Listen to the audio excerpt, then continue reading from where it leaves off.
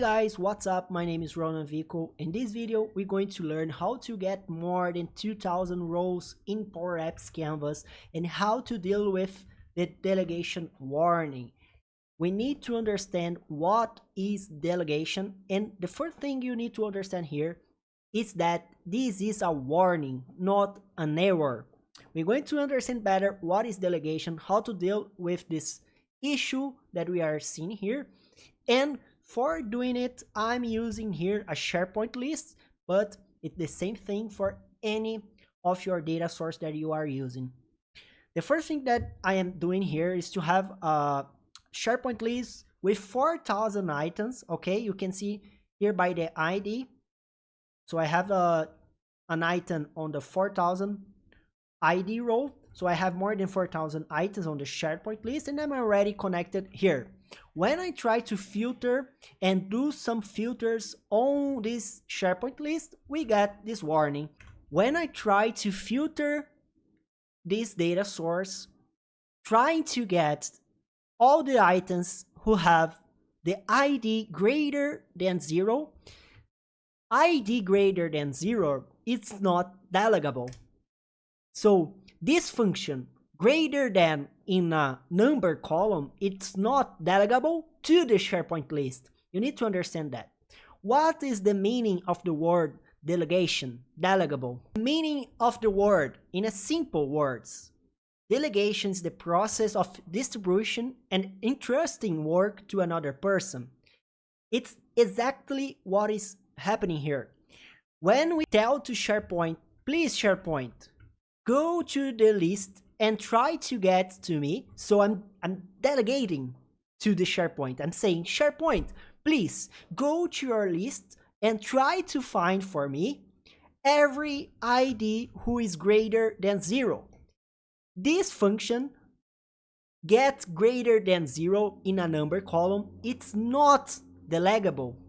So when we saw this issue right here, it's the Power App saying to us, the data source might not be able to process the formula. So he's saying to us that the SharePoint are not able to do it. And we have all of that on the documentation of the Power Apps. Here on the Microsoft Docs, we can see what functions are delegable and what operations are delegable. So if I click here in SharePoint, that is the data source that we are using for this class, we can see when I try to filter a SharePoint list, getting an ID who is equals 4,000, I can't get the 4,000 row because the equals is delegable for SharePoint list. So for example, this example of getting the 4,000 row, yes, it's delegable. The equals is delegable. But when I try to use the greater than 0, the delegation issue comes back. When we read the documentation, we can see the SharePoint ID field for table is a number field. However, SharePoint only supports the equal operation for an ID field. He's saying here, the ID field cannot be used to get, for example, 2000 greater rows. So we can make a fix for it. You're going to understand a little better what I'm trying to say here. But what you need to understand is delegation. The delegation can, the act of delegating, it's the power or authority to another. Basically, we need to understand, can my data source, the question always going to be, can my data source do it for me? If not, the warning going to show for you. And focusing mainly on the SharePoint list. How can I get this SharePoint list 4,000 rows directly to my gallery, to my Power Apps? For that, we're going to do an ID column, because when I have an ID column, not this one, because Ronan, why you are not going to use the ID column? Because we just read on the documentation, the ID field however, only supports the equal. So we need an ID that we generate this. But we don't need to recreate this idea of autonumber. We don't need to do it. We just need to copy the existence ID to other column. It's like mirroring this ID. So we're going to have an autonumber column exactly equals the ID who can be delegable when we're trying to get more than 2000 rows.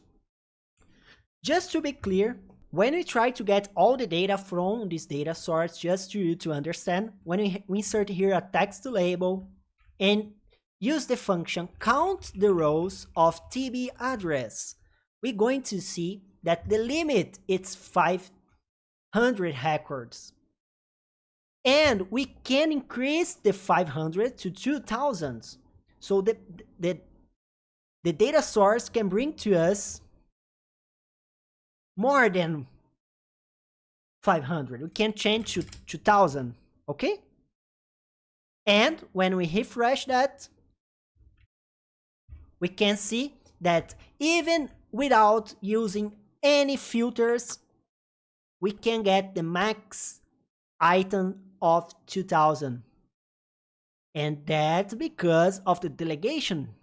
The delegation just brings 2000 rows for us. So what we're going to do here is to get 2000 more 2000 and more 2000, like a paginated get rows. You understand that? Like an API. So basically the idea of this video is to get 2000, 2000, 2000, and until we get all the rows of our SharePoint list, or you are using other data source, so you can do the same thing. Okay, how to do it, how to fix it, the delegation issue. We're going to create here a number column called mirroring the ID, mirroring ID number column. And what we're going to do here is to set this value exactly equals this one. Okay? One way of doing it is using a Power Automate, for example. When an item is created, update the mirroring ID. So one way of always have the mirror ID fulfilled with the ID, it's using Power Automate. It's not the only answer, okay? But you can use this approach. So I can go here in Automate Cloud. When an item is created, pretty simple here, right? When I create an item, and I forgot the site, subscribe to my channel is my site, so subscribe. Let me get the URL here. Okay, SharePoint list name, TB address. So when an item is created, just update. So SharePoint again, and update the item. Let me get here, update item. Same site, same SharePoint list, and ID come from the dynamic, from the previous step. So the ID I need to put it again, and the mirroring ID going to be the ID, right? So what I'm doing here is to, every time an item is created, just mirror the ID to the other column. It's a way of doing it, but I don't think this is the better way, okay? What is the better way, Ronan? I'm going to show you two ways of always having this ID fulfilled. The first thing that we're going to do here is to test it, to see if that is working. So I'm going to add a new address here. Test, blah, blah, blah, blah, blah. Okay? And save. When I save and refresh, we're going to see this Power Automate running. And one tip for Power Automate developers, we can change this recurrence for 1 minute or less, for example, 50 seconds, okay? is the minimum that you can use here. So each 50 seconds, you're going to check if an item is created. Right here, we can see that succeed. And now if I refresh, I have the mirror ID. So the first thing that we need to understand is that I need to have a mirror ID, a column that I created because it's going to be delegable, right? And it's autonumber because I'm mirroring the autonumber ID. So pretty easy, right? Other way of always having this mirroring ID, it's every time I patch something in my data source, I just patch the new ID. For example, and if you don't know how to use patch function, we have a free class on this YouTube channel. Please take a look. For example, if I patch a new row in TB address, right? If I patch a new row in TB address with default TB address and passing some data here, for example, it's not, I miss here. Let me fix it. Okay. So if I pass here an address line testing 2 and set that to a variable, my new row. So when I patch this new record, I'm going to save this new record on a variable. That's something that we learned on the past class. And after the new row is created, I'm going to patch again the same data source, the same row that was created. So the new row, I'm going to update this new row with the mirror ID. Let me update here so he get the mirror ID. The mirroring ID equals my new row.id. So I think this is the better way. The better way is to always, after creating a new row with patch or a submit form, just update without needing the Power Automate, okay? So in my opinion, this is the best way. Every time I patch a new row to my data source, I update this mirroring ID without needing the Power Automate cloud. Okay, so if you use a form, let me test that so you can see it's working. I'm going to click this button, and when I come here, I have the ID, the mirror ID, directly to my data source. Other way of doing it is using a submit form. When I insert here the form, edit form, what you're going to do, it's on submit form, on success of this form, okay, on success of this form, you can use patch or update, both of them going to work, but you can use patch, TB address, form, the name of the form that is submitting, or self, let's submit, and update the mirroring ID, self, let's submit ID. Both of these two formulas is doing the same thing. The patch, it's updating after the patch, and the submit form, it's patching the mirroring ID after the on success on the submit form. Both of them going to create a row and on success mirror the ID. Okay, Rona, I just don't understand why you are doing this mirror ID. I don't get it. I just don't get it. Why you are doing that? I understand the delegation, but why you are doing that?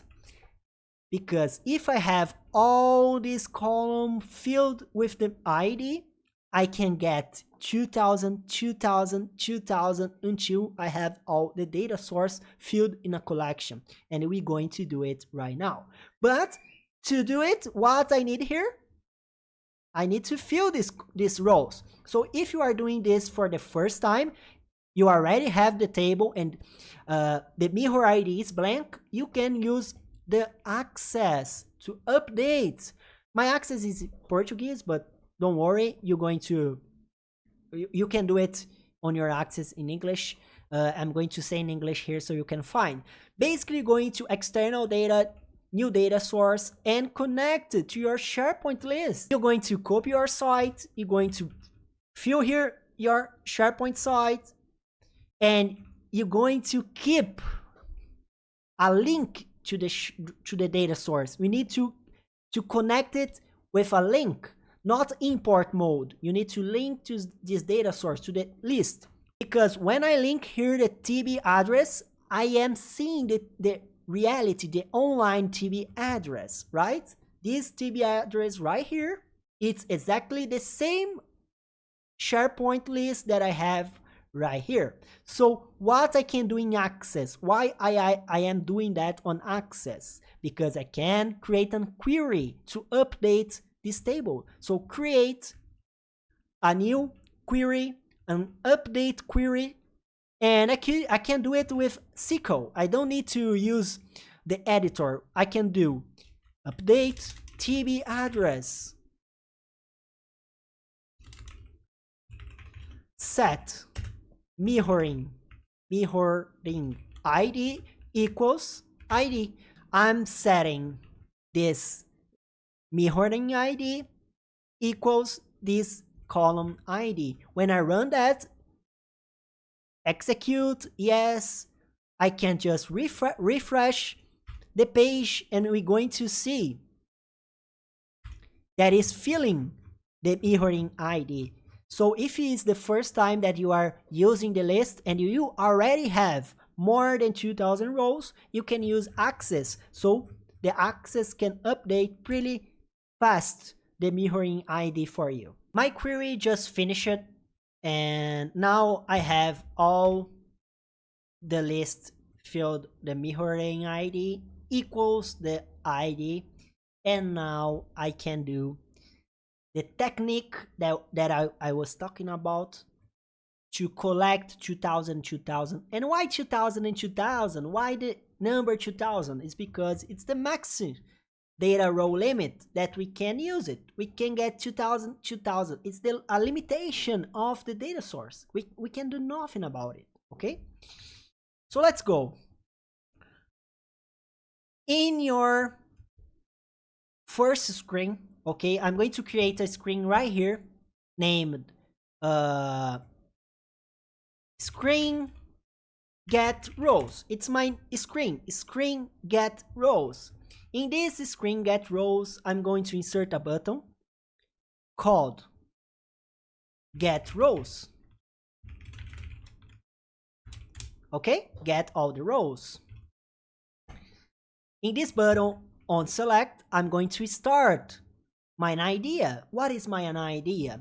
To clear a collection called co-TB address. So I do it, I do the name like this one. I just call co of collection, and after the collection I insert the real name of the data source. So if it's TB address, it's going to be TB address right here. And after the clear, I'm going to collect the co-TB address,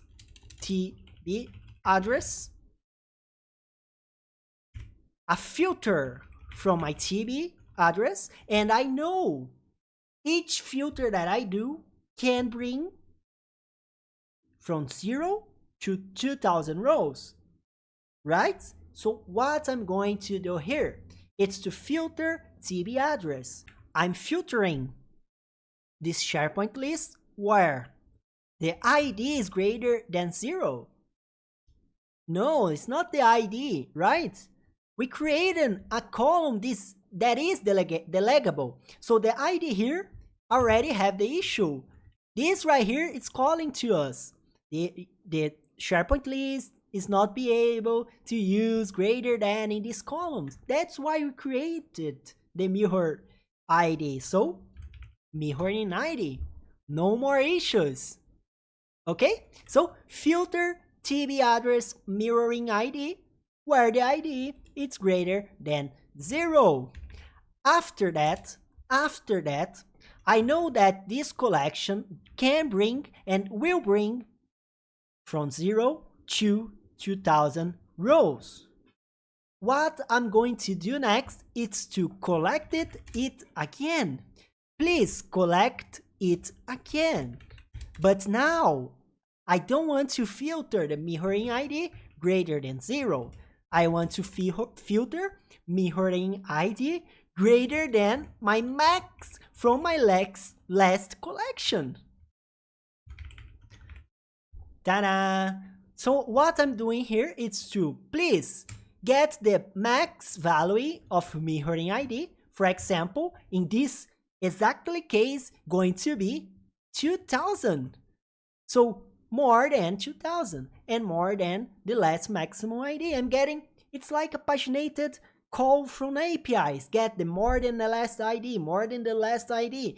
And I can do it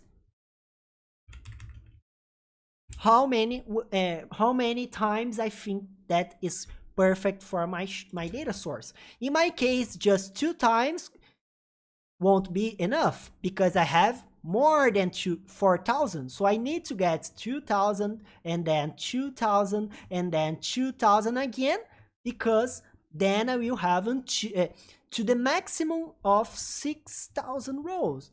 I don't know if it is making sense for you. In my head, make all the sense for me. I'm doing a paginated call from APIs. I'm getting 2,000 and 2,000 and 2,000 until I have all the rows that I need. So if I just click here, I'm going to have this collection filled. So what I'm going to do here is to insert a text label with count rows, just to you can understand count rows TB address. Okay, so I'm going to write here TB address count rows, and also I'm going to insert here co TB address count row, co TB address. Take a look in this button. No delegation issue. No delegation issue. Right? So when I click in this button right here, we're going to have exactly all the rows from a SharePoint list. So let me show it again. I'm going to clear this collection, okay? I just clear the collection and I'm going to run it again. Take a look on this count row. It's 2000, 2000, and 2000. You saw that? So in my opinion, this is the easiest way of dealing with more than 2,000 rows in SharePoint lists and other data source. It's how I use SharePoint lists. It worked perfectly for me, and I think that could help you. And if that video helped you, please consider to subscribe and share. We are a new channel here, so please consider to share in your groups, Telegram groups, WhatsApp groups, Facebook groups, I don't know, just share with your friends so we can grow up this channel and bring more free content about our platform and other technologies here for you. If you watched this video to the end, please leave a feedback below, and in your feedback, write the secret word strawberry. Comment strawberry so I will know that you watched it to the end. So in the middle of your comments, just leave this word so I will know that you watched it here to the end. Thank you so much for watching. Please like this video and share. And we see in another video in another class. And subscribe.